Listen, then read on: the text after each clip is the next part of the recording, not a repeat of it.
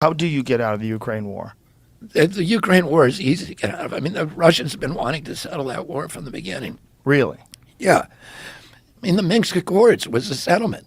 And that was, that we basically, encouraged Zelensky. Zelensky ran in 2019. Here's a guy who's a comedian and and an actor, which I'm not saying in a disparaging way, but he's... You probably should.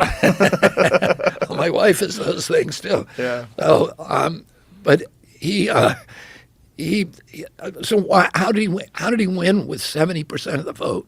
He won because he ran on a peace platform, promising to sign the Minsk Accords, which was an agreement that Russia, France, and Germany had all agreed to, which would have left Donbass as part of Ukraine as an autonomous region, so they can now enjoy their own language, the ethnic Russians, and protect themselves from attack by the central government, which was U.S.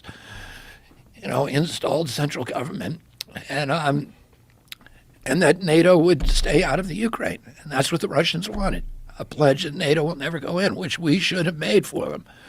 We have no business putting NATO in the Ukraine. We promised we'd never do that. We committed to it. And we've repeatedly violated those promises, and there's people in the White House who want this war, and they've said it repeatedly. Even President Biden has said the purpose of the war is to depose Vladimir Putin. And what, install a puppet government?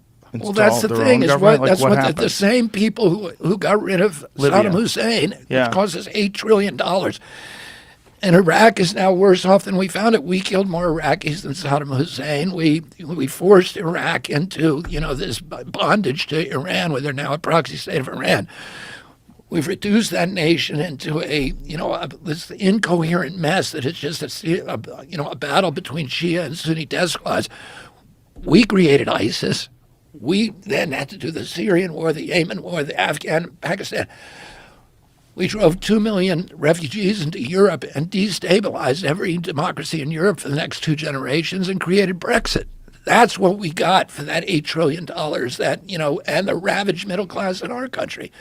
The same people who we thought, the neocons who ran that operation, lied to us about weapons of mass destruction, tricked us into that war, and who we thought were now out of government forever, pariahs, in disgrace. They're now all back in the Biden administration with a new project. And, Lloyd Austin, who's Biden's defense secretary, said the purpose of the war for us is to exhaust Russia and degrade its capacity to fight any place in the world. Well, that's not good for the Ukraine, because the way we're exhausting Russia is by butchering 350,000 Ukrainian kids. I mean, we have turned that nation into an abattoir of death for the flower of Ukrainian youth. In a geopolitical, and I'm not excusing Putin. Putin is a thug, a monster, a gangster who illegally invaded and didn't need to.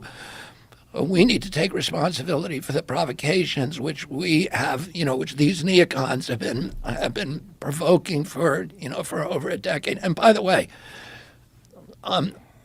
the reason we're in that war is because Americans are good people.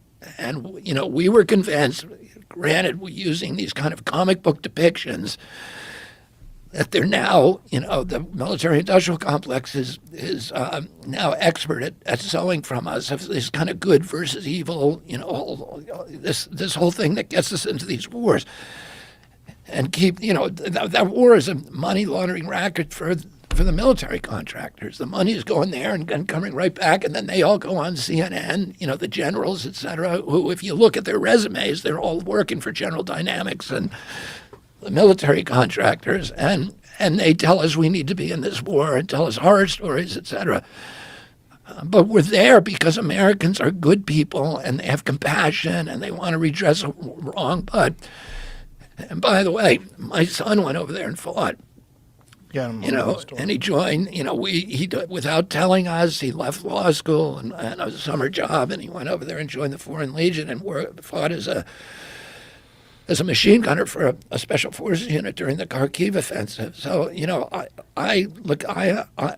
Ukrainian people, the valor of those people, and the anguish that they're suffering is beyond any description. But We need to look at our role in it, and we need to look for roads to peace, and not try to and try to end the killing. There's 30 to 80,000 Russians kids who have died there too, and we shouldn't be exulting over that. We should be trying to find a settlement. The U.S. should be the grown-up in the room that's saying, how do we stop the bloodshed? That's what we should be doing over there, and not to achieve these. And I'll just say one other thing, Joe. That war's cost us $113 billion. That's the commitment so far. CDC's entire budget is $12 billion a year. FDA or EPA's entire budget is about $12 billion. We have 57% of our people in this country cannot put their hands on $1,000 if they need to, if there's an emergency.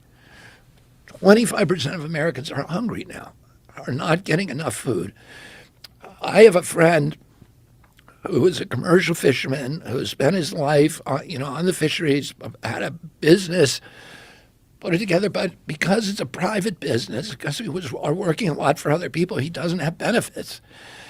He now has a disability. His son-in-law runs the business, but can't support him. He has a disability, and he has been surviving on $280 worth of food stamps from the SNAP program. And that doesn't take you too far. But on March 1st, he got a robocall from the government saying, your food stamps have been cut by 90%. You're now getting $25 a month. Try feeding yourself on 90 cents a day in this country. 30 million Americans got that call.